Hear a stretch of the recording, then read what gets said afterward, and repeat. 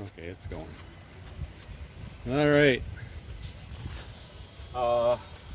So to start this, Uh, Turn, yeah, so you're in, well, let me be over here because you're in the shade there. it Yeah, doesn't matter okay, yeah, about that's me. all.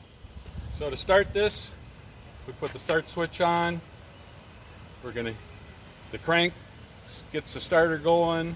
The prime button, what that does, you might be able to hear a click. It brings in the solenoid for the fuel injector. The reason you need that, there's an automatic shut off for over temp of the water or low oil pressure. We'll both shut that relay off, so it shuts the fuel off to this, shuts the engine down.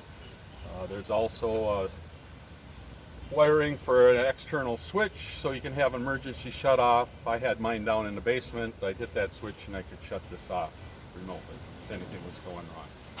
So you gotta hold the prime until the oil pressure comes up, and then you can let that off and the engine will run. Then to get the alternator itself going, you turn the exciter on, you hit flash, we'll see the lights come up, and then the voltage will come up over here, and that should be it.